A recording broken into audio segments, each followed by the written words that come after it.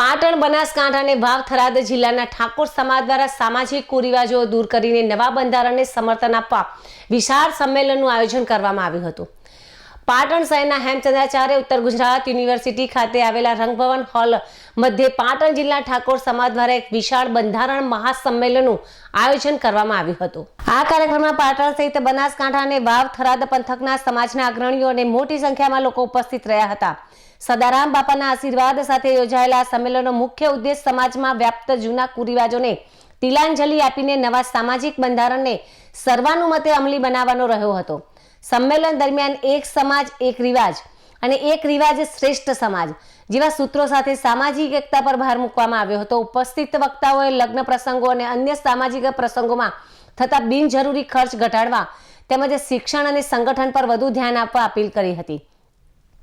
આ કાર્યક્રમમાં પાટણ જિલ્લા ઠાકોર સમાજ દ્વારા નવા બંધારણના અમલીકરણ માટે તમામ તાલુકા અને ગામ સ્તરે સહમતિ સાધવા અંગે વિસ્તૃત ચર્ચા પણ કરવામાં આવી હતી।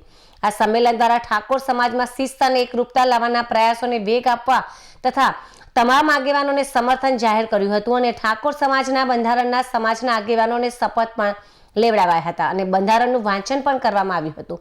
લગ્ન, સગાઈ અને મરણ જેવા પ્રસંગોમાં થતા બિનજરૂરી ખર્ચ અને કુપ્રથાઓ અટકાવવા સમાજ દ્વારા મહત્વના નિર્ણયો પણ લેવાયા હતા। ઠાકોર સમાજના ઉત્થાન અને કુરિવાજો દૂર કરવાના આશય સાથે સમાજનું નવું બંધારણ અમલમાં મૂકવામાં આવ્યું છે। આ બંધારણ મુજબ સગાઈના પ્રસંગમાં હવે માત્ર 21 વ્યક્તિઓ જ જઈ શકશે અને તેમાં કુટુંબના સભ્યો સિવાય અન્યને આમંત્રણ આપી શકાશે નહીં। સગાઈમાં નારિયેલ, 1 રૂપિયો અને 1 જોડી કપડાં આપવાની પ્રથા નક્કી કરવામાં આવી છે, જ્યારે સગાઈ બાદ ફેંટો બંધાવવાની જવાની પ્રથા બંધ કરવામાં આવી છે। તમામ સામાજિક પ્રસંગોમાં ઓઢમણા પ્રથા પર મનાઈ ફરમાવવામાં આવી છે। લગ્ન માટે વર્ષમાં 2 માસ મહા અને વૈશાખ સુધી એકમથી પૂનમ સુધી નક્કી કરાયા છે। લગ્ન પ્રસંગે પત્રિકા છપાવવાને બદલે સાદું કાર્ડ અથવા ડિજિટલ માધ્યમથી આમંત્રણ આપવા પર ભાર મુકાયો છે। લગ્ન લખવાની પ્રથા, ઢૂંઢ પ્રસંગ અને હલ્દી રસમ જેવી પ્રથાઓ સદંતર બંધ કરવાનો નિર્ણય લેવાયો છે। જાન લઈ જવાના કિસ્સાઓમાં વાહનની સંખ્યા વધુમાં વધુ 11 અને વ્યક્તિઓની સંખ્યા 100 થી વધવી જોઈએ નહીં, જેમાં 10 વર્ષથી ઉપરના તમામ બાળકોને વ્યક્તિ ગણવામાં આવશે। જાનમાં સનરૂફ ગાડી, ડીજે કે ગાડીઓની લાઈન લગાવવા પર પ્રતિબંધ છે। માત્ર 2 ઢોલ અને શરણાઈ વગાડી શકાશે। લગ્ન અને મામેરામાં દાગીના બાબતે પણ મર્યાદા નક્કી કરાઈ છે, જેમાં મામેરામાં રોકડ ઓઢામણું રૂપિયા 11,000 થી 1,51,000 સુધીનું કરવાનું રહેશે અને કોઈ દાગીના લઈ જવાશે નહીં। જમણવારમાં મેનુ મર્યાદિત રાખી માત્ર 1 જ મીઠાઈ પીરસવાનો આદેશ છે। કન્યાને તેડવા જવાની કે આણું મૂકવાની પ્રથા બંધ કરી છે। હવે સાસરી પક્ષના 2 સભ્યોએ કન્યાને પિયર મૂકી જવાની રહેશે। સમાજમાં અન્ય સામાજિક સુધારા અંતર્ગત જન્મદિવસની ઉજવણી બંધ કરીને રકમ શૈક્ષણિક સંસ્થા કે લાઇબ્રેરીમાં દાન આપવા જણાવાયું છે। મરણ પ્રસંગે ભોજનમાં માત્ર ખીચડી, કઢી અને તેલ કે ઘીનો ઉપયોગ કરવાની મર્યાદા રાખવામાં આવી છે।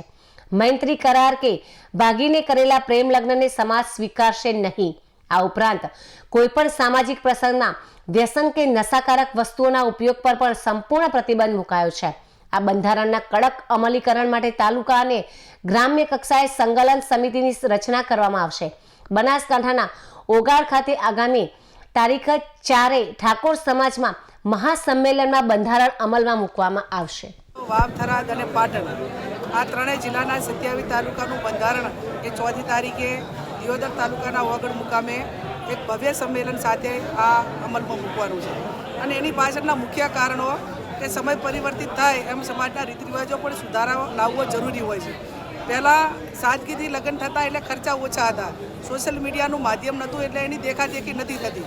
આજે દેખાદેખી થઈ રહી છે ત્યારે ગરીબ વર્ગ હોય, મજૂર વર્ગ હોય અને સુખી સમાજ હોય, આ ત્રણેયની ધરી એક થાય અને એમાં સમરસતા આવે અને એટલા માટે કરીને આ સમાજના બંધારણ માટે બધા ભેગા થવાના છે। એની મિટિંગ આજે આ પાટણ જિલ્લાની રાખી છે। સમાજ ઓછા ખર્ચા કરી લગ્ન પ્રસંગ હોય, તમામ પ્રસંગોમાં અને શિક્ષણ તરફ વધે। શિક્ષણ આવશે તો તમામ પ્રકારની બદીઓ ઓછી થશે, ચાહે કુરિવાજો હોય, વ્યસનો હોય, તમામ પ્રકારની જે બદીઓ ગણાય એ બદીઓને નાથવા માટે એક જ રામબાણ ઇલાજ હોય તો શિક્ષણ। અને શિક્ષણ ક્યારે આવે કે સમાજ સમજણો થાય અને આર્થિક સદ્ધર થાય, નાના મોટા ધંધા રોજગાર કરે અને બીજા બધાની મજબૂરીમાંથી નીકળે। એટલા માટે કરીને આ સમાજના સર્વપક્ષીય, આમાં કોઈ પક્ષાપક્ષી કોઈની નથી, તમામ સમાજના જે આગેવાનો છે એ ઠાકોર સમાજના તમામ પક્ષના આગેવાનો એક મંચ ઉપર આવી અને આ સમાજને માર્ગદર્શન આપવાના. કેવો સહકાર મળી રહ્યો છે આપ કરી રહ્યા છો? સારું થશે. બધા મોટા મોટા આંકડા આપતા હતા પણ એના કરતાં હું માનું છું ત્યાં સુધી સીમિત આગેવાનો દરેક ગામમાંથી 50 100 150 200 આગેવાનો બોલાયા છે અને હું માનું ત્યાં સુધી 40-50 હજાર એ આગેવાનો ત્યાં ભેગા થશે અને સાધુ સંતો સમાજના બધા બુદ્ધિજીવી વર્ગ અને એને લગતા જે વિવિધ સંગઠનો છે આ તમામ હાજર રહીને એને બાજી આપશે. બંધારણના મુખ્ય શું મુદ્દા રહેશે? મેં કીધું એમ કે તમામ પ્રસંગોની અંદર કોઈ પણ વસ્તુની લિમિટ હોય કે લિમિટ તે સમાન કે જાનમાં જાનના માણસો કેટલા લઈ જવા તો એ બધા માટે લાગુ પડે એમ આ તમામ વસ્તુ એમાં સમરસતા આવે અને એક સરખું બંધારણ બધા અમલ કરે એના માટે કે દિવસે અગાઉ કીધું એમ કે સગાઈનો ખર્ચો હોય લગ્નનો હોય જન્મદિવસની ઉજવણી હોય આ તમામ સાદગીપૂર્ણ થાય અને આ બચત છે શિક્ષણમાં લગાવે આ મુખ્ય ઉદ્દેશ છે. બંધારણનું જે ઉલ્લંઘન કરશે એની સામે કોઈ કાયદા ત્યાં એવું નક્કી કરવામાં આવ્યું છે કે આ બંધારણનું કોઈ પણ એનો ભંગ કરે એનું ઉલ્લંઘન કરે તો એ પ્રસંગ કરે એમાં કુટુંબીજનોએ કોઈએ ત્યાં હાજર રહેવાનું નહીં અને એ એકલો કરે તો ભલે કરે પણ બાકી બીજા એના પરિવાર હોય કે હગાવાલાએ એ પ્રસંગમાં સામેલ થવું નહીં. આ 4-5 દિવસની અંદર આખી ફાઇલ મેં તૈયાર કરી છે.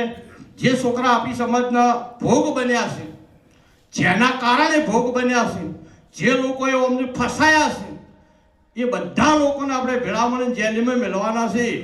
એક ઠાકોરના બેંકના એકાઉન્ટમાં 50 કરોડ 60 કરોડ મારી જોડે એક ફાઇલ આવી છે. ઠાકોરનો છોકરો 22 વર્ષનો છે, 35 કરોડનું ટ્રાન્ઝેક્શન થઈ ગયું છે બેંકમાં. આ દેશ વિરોધી તત્વોના પૈસા છે, રાષ્ટ્ર વિરોધી લોકોના પૈસા છે અને એનો ભોગ ઠાકોર સમાજ બની રહ્યો છે. એટલે જાગૃત બનો, શિક્ષિત બનો અને હવે આગેવાનો જે સલાહ આલે એને માનો. કોકદારો તકલીફ પડે તેમની સલાહ લે. નક્કે આ વર્તમાન સમયની અંદર જમ વગડામનો હાહાને ફસાવવા માટે પહાલા ભજેલા છે ને એમ ઠાકોરને ફસાવવા માટે કોને મોરે પહાલા તૈયાર બેઠા છે.